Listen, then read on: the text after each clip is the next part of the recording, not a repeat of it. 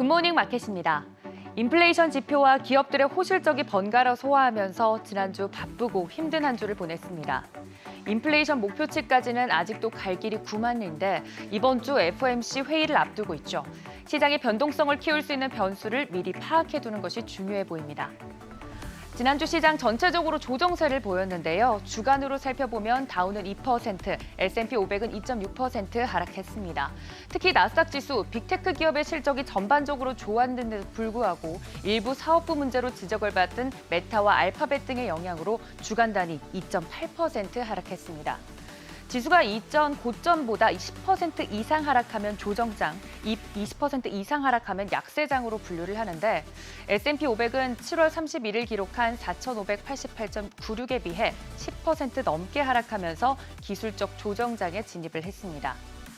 지난 금요일 뉴욕 증시는 3대 지수 혼조세를 보였습니다. 다우지수 1.12% 하락했고 S&P 500 지수도 0.48% 하락한 반면 나스닥 지수만 홀로 0.38% 상승으로 마감됐습니다.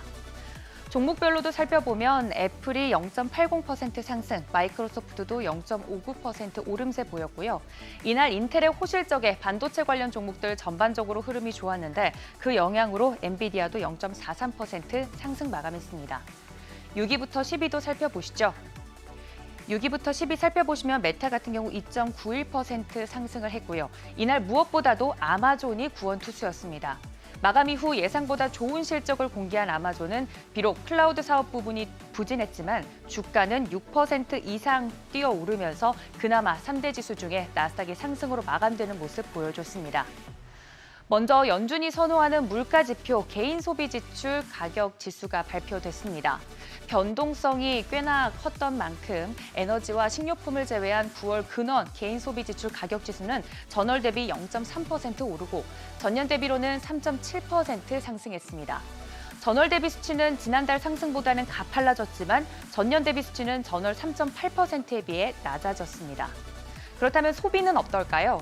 미국 경제의 3분의 2를 차지하는 성장 동력 소비 지출은 여전히 강한 모습입니다. 9월 개인 소비 지출은 전달에 비해 0.7% 증가했는데 이는 월스트리트 저널의 예상치인 0.5%보다는 높은 수준입니다. 9월 소비 지출은 전월치인 0.4% 증가보다도 개선됐습니다. 이번 PCE 보고서는 미국 연준이 이번 주 예정된 11월 FOMC를 열기 전 발표되는 마지막 주요 물가 지표였는데요. 이번 보고서에 따르면 인플레이션은 속도가 더디긴 하지만 예상대로 점차 낮아지면서 연준의 연간 목표치인 2%에 보다 가까워졌습니다. 하지만 시장은 연준이 이번 11월 FOMC에서 금리를 동결할 가능성을 97%로 관측하는 등 전문가와 투자자들은 이번 지표가 연준의 11월 금리 동결에 영향을 크게 미치지 않을 것이라고 예상하고 있습니다. 고금리에도 불구하고 미국의 인플레이션이 기대만큼 내려오지 않고 씀씀이도 줄어들지 않고 여기에 전쟁은 여전히 진행 중입니다. 이스라엘과 하마스 간의 지상전이 격화될 조짐이 보이면서 이날 유가는 상승으로 마감이 됐습니다.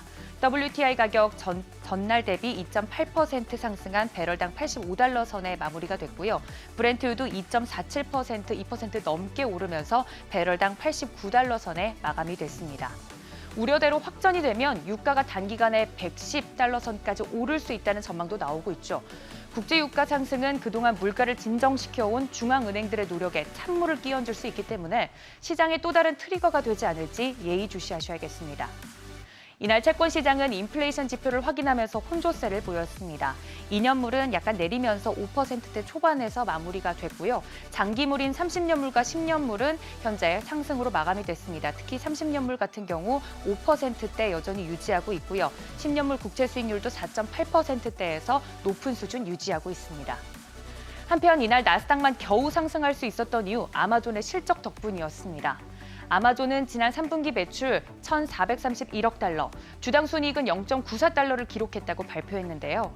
지난해 같은 기간보다 매출과 순이익이 크게 증가했고 월가의 예상치도 상회했습니다. 아마존 웹서비스 매출은 12% 정도 증가했는데 13% 성장 예상치보다는 살짝 미치지 못했지만 광고 매출이 크게 늘어서 이를 상쇄했습니다. S&P 500 기업 중에 3분의 1이 실적을 발표하는 바쁜 어닝 위크가 막바지에 접어들었는데요.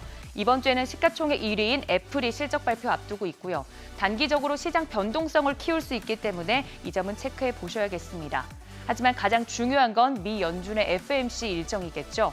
이번 회의에서 금리 동결이 확실시되는 가운데 투자자들은 회의가 끝나고 30분 뒤에 제롬 파월 연준 의장의 기자회견에 집중하고 있습니다.